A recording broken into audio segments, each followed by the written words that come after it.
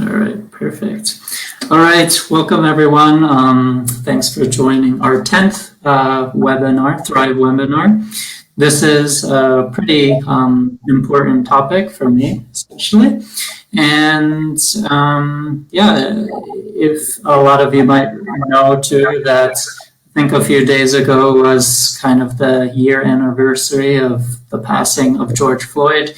So this topic of discrimination and racism is definitely prevalent in this time and age. So without further ado, I'd like to introduce Shakib and Jean-Pierre. So why don't you introduce a little bit about yourself and tell us a little bit about your experience working with and also personal experience that you've had with racism and discrimination. You want to go first, Jean-Pierre? Sure, yeah. Nice to meet you, everyone, and welcome to my living room. It's great to be here. Before I get started, I just want to call something out very quickly. And it's important to recognize that language matters. And so, Mario, this is for you, but just sort of a note. When we're talking about George Floyd, it's important to recognize that it was a murder. It wasn't a passing. And so, George Floyd was murdered, and that's an important distinction to make. But my name is Jean-Pierre, and I'm really excited to be here. I currently work at the City of Toronto as a senior specialist, diversity and inclusion. I'm actually pretty new to the role there. Prior to that, I was at Ryerson University, helping to lead a lot of the D&I diversity and inclusion programming for the Career and Co-op Center. So looking at how we support employers, how we engage with students to make sure that all voices are included in the conversation and that all people have access to various employment opportunities. In terms of my experience with racism and or discrimination, I think as a racialized person growing up in Toronto, there's just sort of, it's a part of your experience, right? I think as a child growing up in Etobicoke, predominantly white, middle class community, getting asked, if I eat curry, telling people, people telling me I smell funny, ask if my parents wobble their head. I think those are things that sort of become embedded in the way that you understand and perceive the world. And even little things like my mom grew up in Africa, my dad grew up in India, but they were very much under a British system. And so the language that they used was different than North American language. And so, the words I understood and knew were quite different. And so being called out for that and then becoming self-conscious as a result of it, coming out then later on in life as queer and having to navigate workspaces where, people asked me if I listened to Barbara Streisand, or my boss called me a princess or told me I was effeminate. These are things that you navigate and are just sort of a part of the process, it seems. Not that it's appropriately a part of the process, but it just is. And I think, there's sort of a constant journey of deciding when to take up the fight and when it's appropriate to step back or to say, this isn't the moment. So I think there's always sort of this navigation of what is the moment to address discrimination and or racism. So I'll stop there. Right, thank you for sharing. I think it's very interesting. I had similar experiences, but I grew up in a very different environment. I was born in Bangladesh, and I came to Canada when I was about just 4 or 5. So I was just starting kindergarten. So I grew up in Regent Park all my life, and it's a very, in the 90s and in the early 2000s, even now, it's a very diverse community. But the diversity has sort of shifted over time. When I was growing up, there were a lot of different groups from Asia and the Caribbeans, and you had a lot of the intergenerational poor white communities that were still lingering as a result of the initial development post World War II. So going into Regent Park, my family we didn't understand that there was a pre-existing racial issue between these like communities. So I experienced a lot of very similar things that you experienced up here. You know, like particular race-based, you know, discrimination. But interestingly enough, it didn't just come from, and I think this is where it gets very difficult to talk about race, because the racism that I experienced intersected with my socioeconomic status. It's a very interesting intersection because you have different minority groups sort of together, and there's a lot of cohesion, but there's a lot of like interracial conflict as well. But at the same time, Regent Park was also a very interesting place. It's very hard to describe. It takes like it'll take like an entire webinar to describe the dynamic because it's so nuanced. And I think that's where I'm trying to get at, that the racism that I experienced was very nuanced. You know, I grew up in post 9/11 as a Muslim Canadian, and you know, I experienced a lot of racism as a result of my religious background. You know, I experienced a lot of racism as a result of my cultural background as well, as a South Asian person, but also as someone who doesn't necessarily have a South Asian cultural experience. It's a very interesting dynamic, and then there's so many different layers to racism, and I hope we get I hope we get a chance to talk about this actually, because I also want to make the distinction between race and racism, right? So when we talk about race, what do we mean? And when we talk about racism and race-based discrimination, what is that truly? How can we define it? Or is it something that's still under contention, as it's been for so many decades? So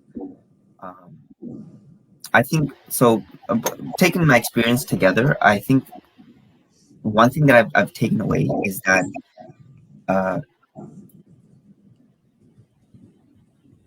it's the person. Oftentimes you do have collectives of people, and they sort of operate as a force, you know, like different modes of supremacy, right? White supremacy is a force, and there's, you know, millions, like actually, yes, millions of people who subscribe to that ideology, and not just white supremacy, other forms of supremacy exist as well. But at the end of the day, what keeps me going, especially in a country like Canada, I've been in other places. There are people that, for example, I cannot, when I look at someone, I won't be able to tell immediately if they're racist, and that's interesting. It's through conversation, it's through dialogue, and it's through interacting with somebody. But this is a form of socialized racism. There's also institutional racism, which I definitely have experienced at university, in school. That was rough. That's a completely different subject. Like academia, like racism that exists within academia. Wherever sort of power tends to be centralized, you sort of find some sort of racial hierarchy, and that's the nature of Canada as a state. And I think that's something that we shouldn't. So when we talk about our experience with racism, this is something that we also can't disregard. That Canada, like many other colonial and post-colonial states, they were either founded upon racism, or they have racism built in within, like deeply within the social strata, but also the institutions that govern society. So that's sort of overall my experience with racism, very similar to many other diaspora youth. But there are some nuances, which is what makes racism such a interesting subject. So yeah, I'll leave it there.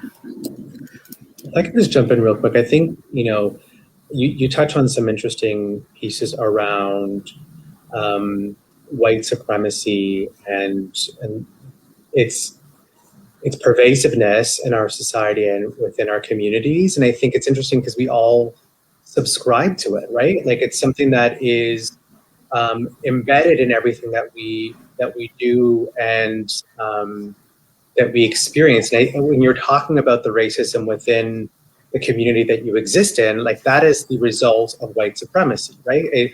White supremacy tells us that there are others that are less than. And so we subscribe to that belief and we subscribe to that intention of elevating ourselves by othering somebody else. And I think that that's a really interesting experience to have, right? When you're trying to sort of struggle for power, when you're trying to struggle for presence in a community, I think that that is something that often it's easy to fall back on. And then another piece I think is that piece around internalized racism, right? Like we ourselves internalize racism that is projected towards us, and that, you know, we sort of, we own that in some way.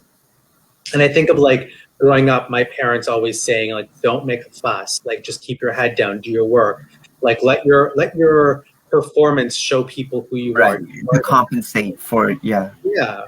And I think that those are like all those pieces of racism and white supremacy that sort of like, and discrimination that sort of build up within ourselves. And there's like this like terrible process of having to unlearn that. And I think it's really, really hard to do. And I think it's a lifelong learning, a lifelong process. I think you make a very beautiful point about white supremacy, and just to sort of like, you know, when we're looking at community, not necessarily.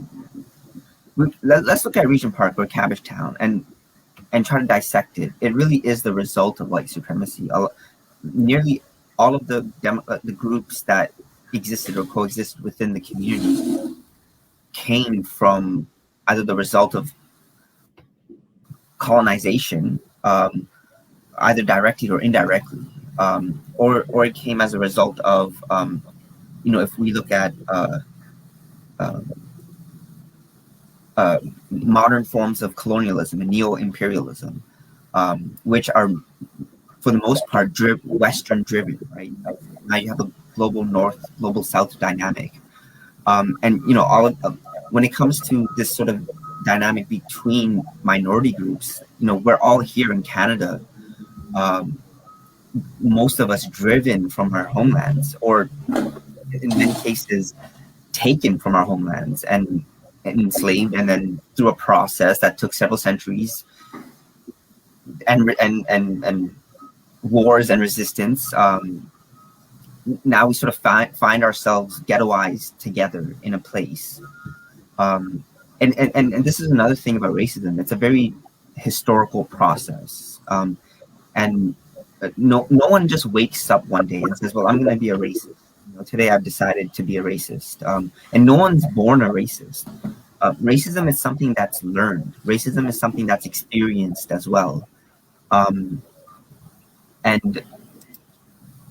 hope we get a chance to talk about this outside of our own personal experiences, because the history of racism, I think the answer to what is racism lies within a historical and a material understanding of the human civilization, because what we find actually is that the concept of race and racism has been sort of evolving over time, and more often than not, it's been defined and co-opted and understood as a means to justify and rationalize and explain pre-existing material inequalities and dispossession and oppression. This is not to say that, you know, and I'll say that stuff for later. But yeah, you make very good points. Sure. Yeah. Thanks so much for both of you for sharing some of your experiences, and it's definitely always interesting to hear, you know, how each individual experiences it, and kind of coming from another perspective as, I hope, an ally, or doing my best to be an ally. I think I've lived in different countries, so both Europe, Switzerland and Spain, and North America, so being raised in New York, and I've lived in Canada and Mexico.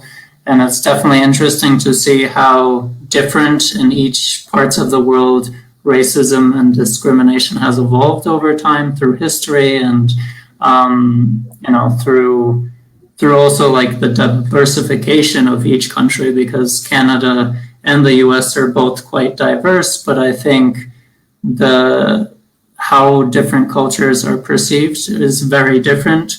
In my experience in the US, I've always seen that everyone's kind of like, oh, you have to be American, you know.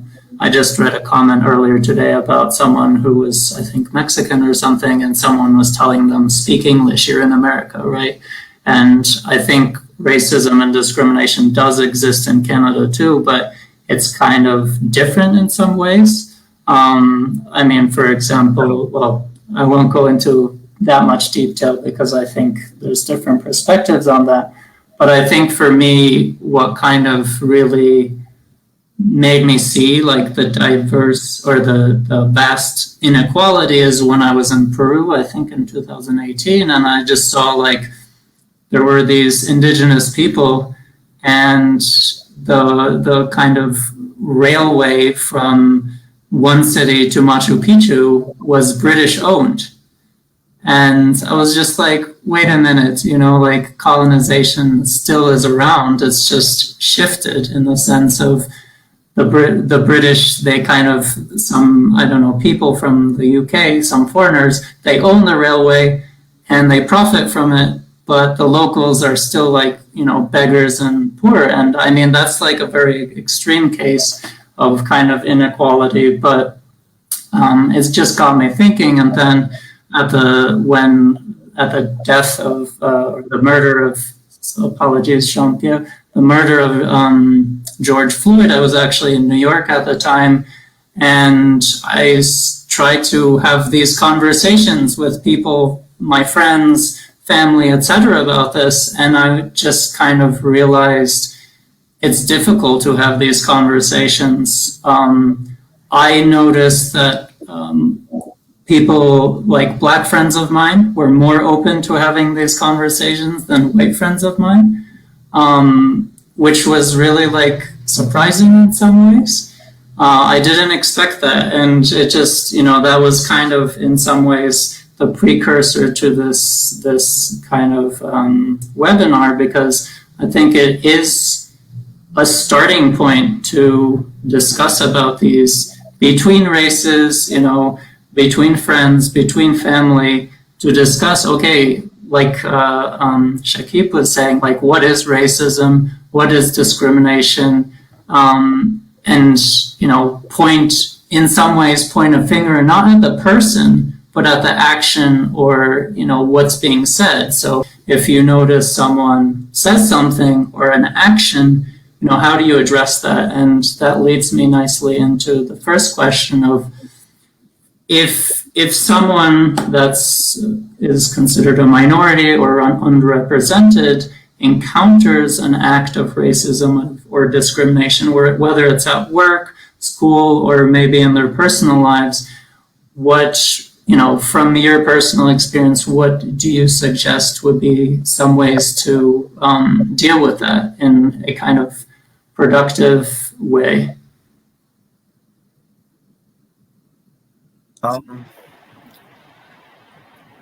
I think I think depending on the environment, it can be difficult to find allies who, you know, they don't necessarily support your cause, but they're there for you. They understand, or they at least make an effort to, and they empathize with your situation, and, you know, they can support you in some capacity. Like to encounter racism and discrimination at work and like in school, in particular, I think it's a very,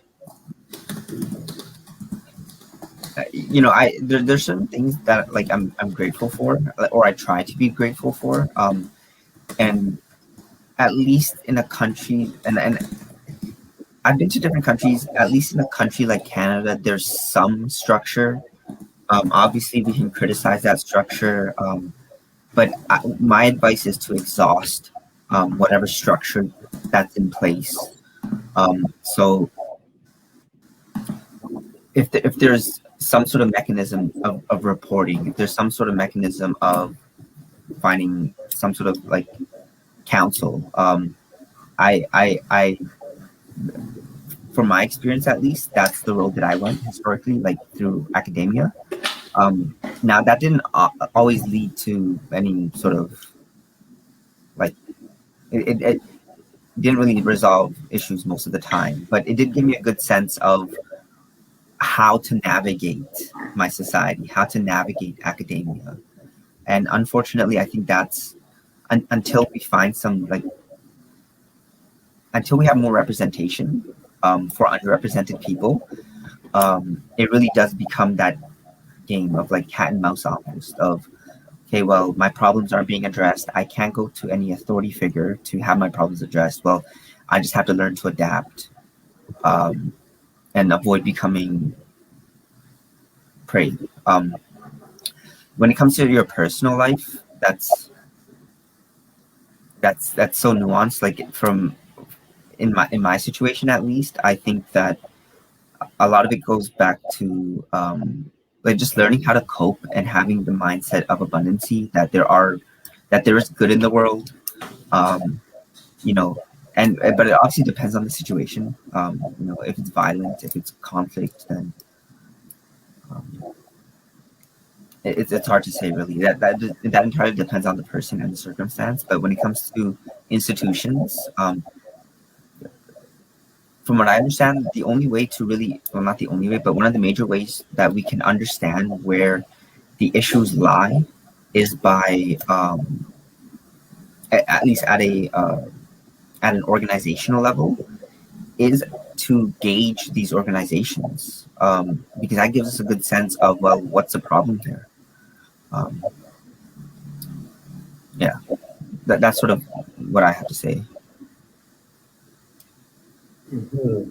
Yeah, I mean, I certainly think it's a big question, right? Because I think we both sort of talked about this a little bit already. Also recognizing that we're two men, right? And so our experience of racism is different than a woman who might be experiencing racism, or someone with a disability, or someone who's trans. Like that experience of discrimination will look very different for each of those individuals. There's that. But I think, you know, for me, the first piece is always safety. Physical safety, emotional safety, career safety, whatever it might be.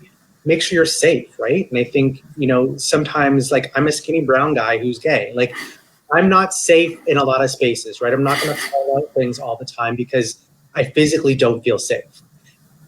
And so, and I have had experiences with people who've been aggressive, or friends have had experiences with people who've been aggressive, and it's always about the physical safety first. Are you safe to respond? And if you're not, how do you exit yourself from that situation in a safe way? When you're thinking about work, you know, there's that safety of, what's my role at this organization? Am I someone who's in an entry-level position, or do I have authority, and can I call something out, right? And I think there's that piece around that kind of safety too. Like, people need to work, people need money, people need to live, and it's not always easy to call it out when you see it. You know, as Akib was mentioning, I think the piece around like using the system, I think, is certainly a valuable one. If and where possible, use the system. But again, that falls back onto, sometimes the system doesn't work, right? And I think it's important to know what it is that what it is a viable approach to use the system. And then when you can't use those tools, when you can't speak up, when you can't use the system, sometimes it's just simple as talking through it, right? And finding someone you can confide in, have the conversation about how to navigate the situation, or at least manage your own feelings within that situation down the road. And I think it's really hard to answer this question, because every situation is unique and every situation requires its own approach. And I think the other piece is, why is it up to the individual to address that, right? The individual is just one person. Why, like the organization needs to address this. And I think that's the other piece of this. The systems need to be called out and need to be restructured in order to not allow things like this to happen. But that's obviously a really big conversation, and obviously it's something that takes time. So that's my 2 cents about that.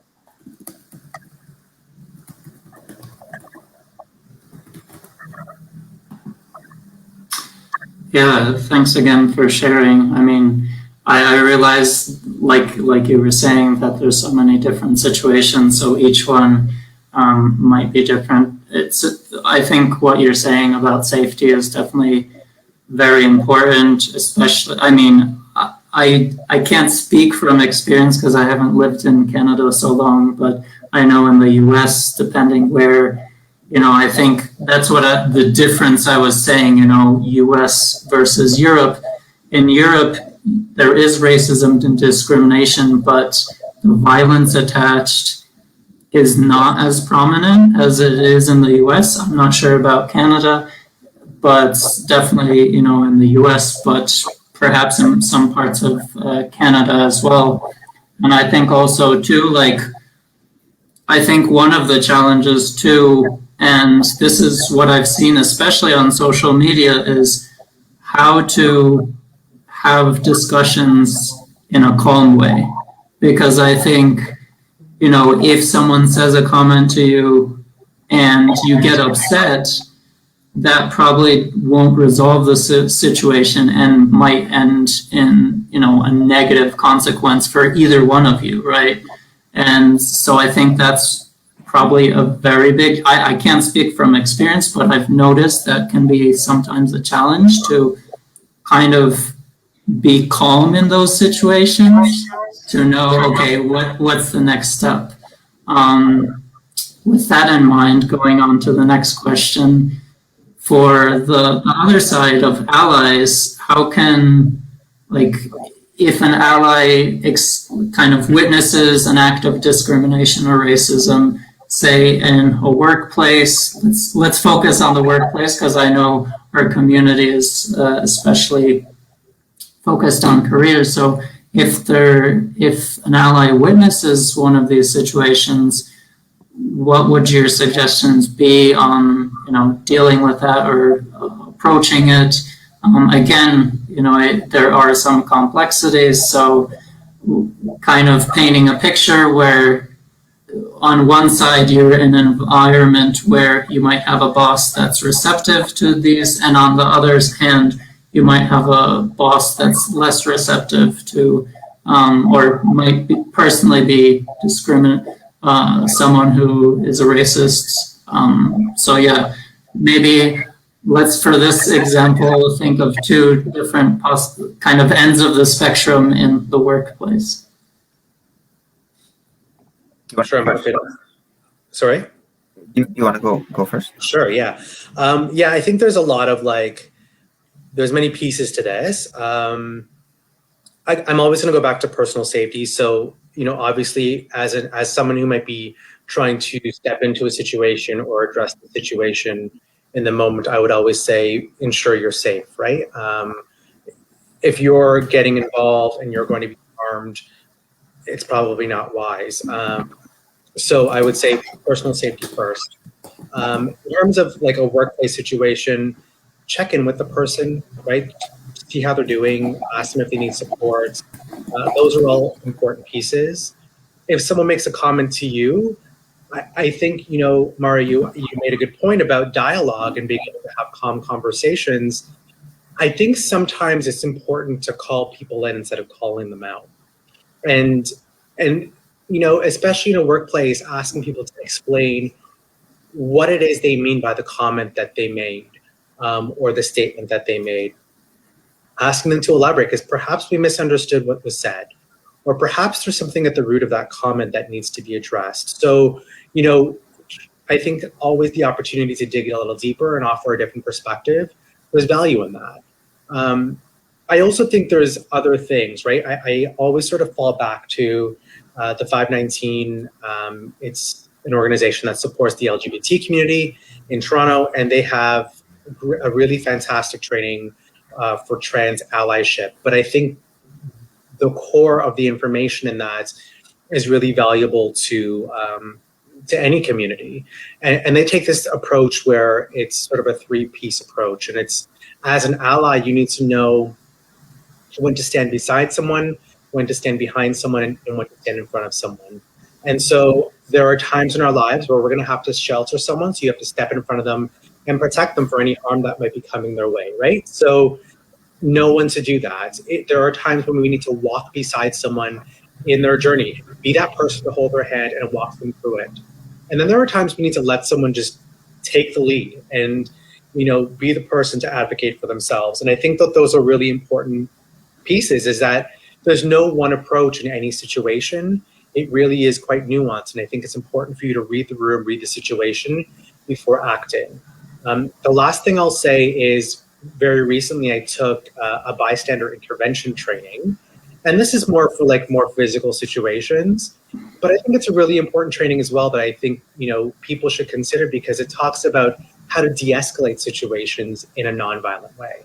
And I think that's an important piece as well, is, that de-escalation piece can be really valuable, especially when you're walking into a situation.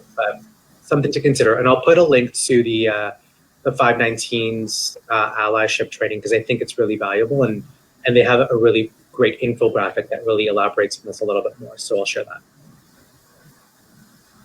Yeah, I think that was a great answer, actually. Thinking what I have to add to that. Whenever you're speaking up on something, especially when it comes to discrimination and racism, it's, as an ally, you're, depending on the environment, I think not necessarily approach it with this understanding, but it's important to understand that, or remember that you may be going against the grain, or you're likely going against the grain, and you may be offending many people. Perhaps they have some sort of authority in society. Maybe they're your boss, and by speaking up, you're taking a risk in a sense, but you're also standing up for something. So I think that's what distinguishes true allies from allies. Not calling anybody out in particular, just by definition. Because I think to be an ally, you really have to make some sort of a sacrifice, and to understand that you come from some place of privilege, at least in relation to those who are experiencing that form of discrimination. So it takes a lot of principles. It takes allyship isn't easy. It's one thing to say you're an ally, but it's another thing to carry out those actions. But I do think that gap can be closed. As far as how can allies speak up, of course, it depends on the situation. If there's any structures,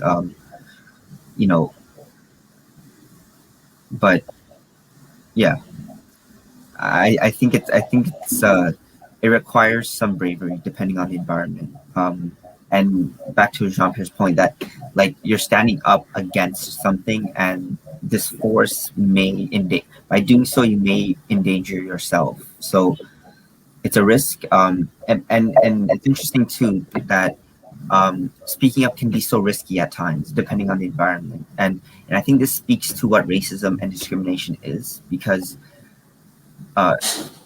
when allies stand up for an oppressed group, they're not necessarily experiencing what that oppressed group is experiencing, but they are positioning themselves in a way that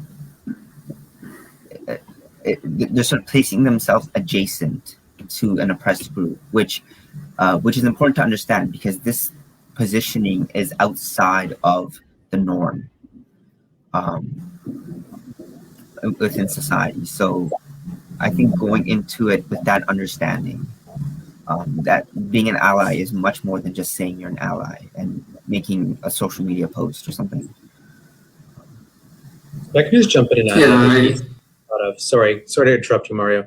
I also just want to note that, first off, the word allyship I know is very contentious right now, and that there's a lot of discussion around that term just in general. But I really wanted to address as well that it's important to recognize that you can be an ally within your own community, right? And so there's nuances of power that exist within communities. And I think of the LGBT community specifically and the need for gay and lesbian folks to really be allies to trans folks, right? And I think that there's within communities, there are systems of power that exist as well and hierarchies that exist that we need to, that we benefit from and we thrive off of. And it's important for us to recognize that allyship doesn't exist outside of our own communities, but also within our own communities. So I just want to put that out there. To add to your point, there's a sort of under-discussed element of racism that exists within communities. Like colorism is an example of this. Like being South Asian, that's historically at least, it's been something that was not ingrained, but sort of just accepted. And of course, Jean-Pierre brings up racism can be experienced in so many different ways, and one way of experiencing it, is through a gendered and sexual sort of dynamic, and these things are different for everybody. But women and men and LGBTQ plus, we as minority groups, we experience oppression, but it can also be the case that we are also the ones who are committing those transgressions. So it's you can, and to that point, you can be an ally to your own community, in the same sense that you can also cause harm to your own community. That and a lot of that comes from what we discussed earlier, that internalized racism or oppression, whatever it might be.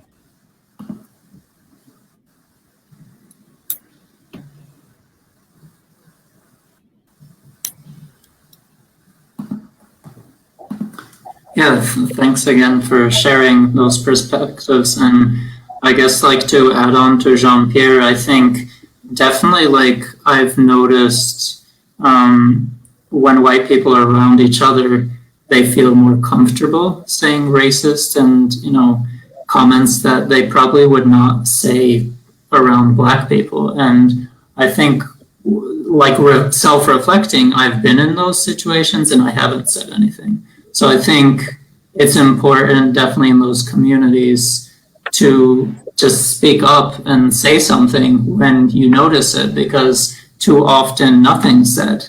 And that means that that system just continues. And I think on the other end, if you do see especially in the workplace, if you do see something happening, I think there you have to be a little bit more careful, because if you approach it the wrong way, it might have negative consequences on that person. And so I think it's important to, if you witness, say, a friend or a colleague experiencing discrimination or racism, to talk to them and ask, hey, I want to stand up for you. Are you okay with this? Because maybe they're not okay with it, or maybe they want to approach it in a certain way. So I think that's also important, because unfortunately, sometimes if you do speak up in a certain way or don't understand the situation exactly, then it can cause worse damage in some ways, right? But I think, of course, always as an ally, I think it's important to speak up, but just being conscientious that, I think as Shakib mentioned, we don't know, the other perspective, right? We might think we know, okay, this is how the person feels, or this is what they're experiencing, but the reality is we haven't experienced it. So I think that's the biggest challenge for allies, in my experience, is that we don't have the same experience. So it's really takes a lot of effort to first understand the other side's perspective. And that leads nicely to the last question of, beyond just having conversations, what actions do you two believe are needed to kind of create a world where it's free or less, at least less? I hope in some near future there is no discrimination and racism, but at least ways to reduce it or be free of it. Steve, do you want to go first? Sure. And Shakib, you want to go first? I think so. This discussion sort of hits hard for me because I think that there is a bit of a regression in our understanding of race. I think critical theory and critical race theory in particular, and there are other critical theories. And I don't want to get like political, but I do want to get a little theoretical. I think that to like free the world of discrimination and racism, we have to really go back to what is racism. The concept of race as we understand it now, it has several roots, some of which are colonial and arguably rooted in antiquity, like the ancient world, but others have been sort of developed as recent as the 20th century. For example, eugenicism as a practice is rooted in like a pseudo-scientific understanding of race, that race is entirely determined, is a biological phenomenon, and this sort of biological phenomenon defines your identity, your not just the color of your skin, but your personality, your behavior, just everything about you, your capacity as a human being. But that's just scientific racism, right? That's just biological racism. When we think about a gendered and a sexual form of racism, we have to like there's a like it's a conversation that I have a lot of difficulty even getting into because there's a lot of triggers, right? Like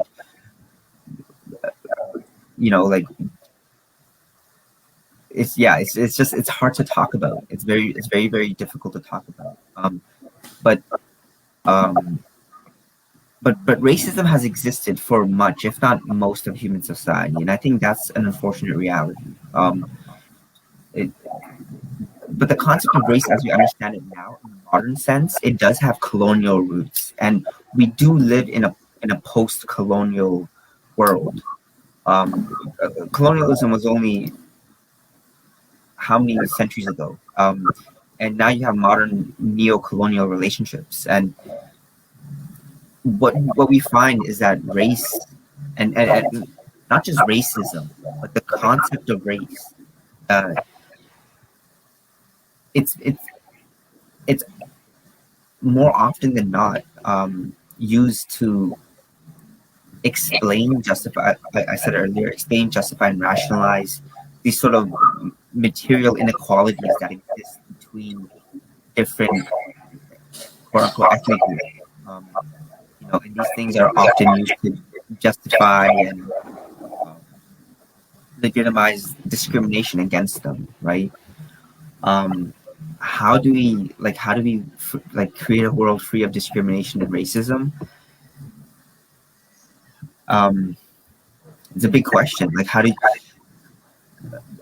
race, the history of race? There's a great documentary actually. It's really interesting. Surprisingly, it comes from the BBC, but I think they did a really good job because they put a lot of academics in here that criticize British colonialism. So it wasn't just from the perspective of a colonial ruling society, but it's called Racism: A History, and it really covers the progress of racism in the modern era and how the concept of race was used to justify slavery, but also colonial expansion in general. This dichotomy between white Europe and the rest of the world. This understanding of perceiving people from Africa or sub-Saharan Africa as there's a term for it. I don't remember what it's called, but they're not entirely human. So that's what makes slave. That's why we can justify slavery, because we have scientifically defined these people as not entirely human.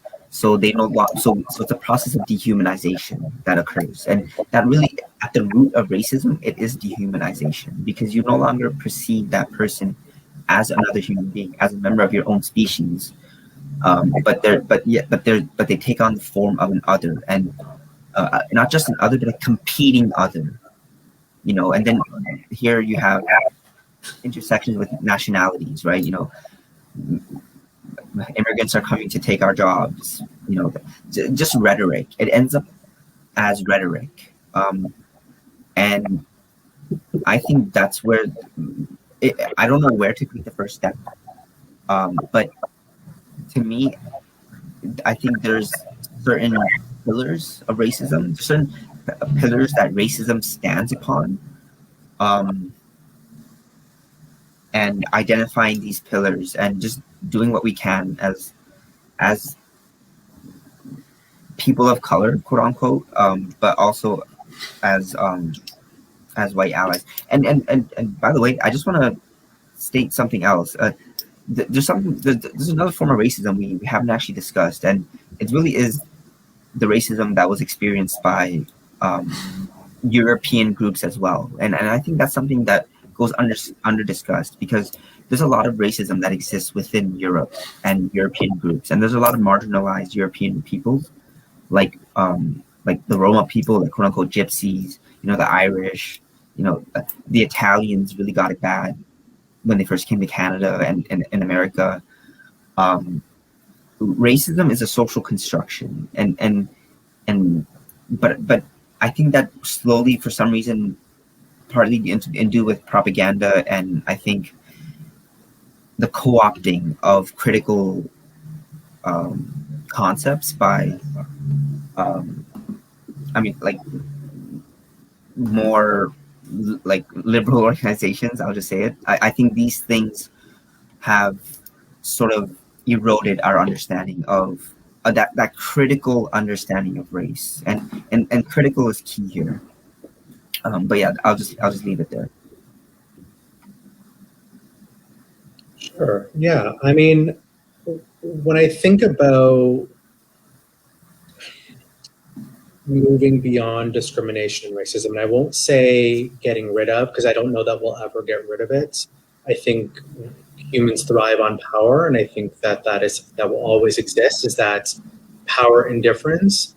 But I think there's a number of things. I think one, I know it says beyond conversations, but I think it's important to call people into conversations, right? So when you're looking at workplaces, when you're looking at spaces where decisions are being made, who's at the table, right? If there's only white, heterosexual, able-bodied folks at the table, there needs to be other faces at the table, right? It's that old adage of nothing about us without us, right? So bring in more voices to the table so that they're informing what needs to get done. You can't make a change without the people who you're trying to support at the table. That's the first thing. The second piece is do your homework. This is racism, discrimination, the eradication or the moving beyond of that is really about our own personal work, right? It starts at an individual level. And so I think it's really important for us to take a step back and do the work, ask the questions, read the books, watch the documentaries, whatever it might be that will be your steps to learning. Take those steps and take them now. Call for action in your spaces, whatever space you find yourself in, whether it's your religious community, whether it's your workplace, whether it's the community center that you volunteer in, whatever it might be, call for action, call for change in those spaces. You have a voice, you have power, use it in the spaces where you can. And that last piece around volunteerism, I think it's really important, right? Put your actions, as Keith mentioned, you posted on social media.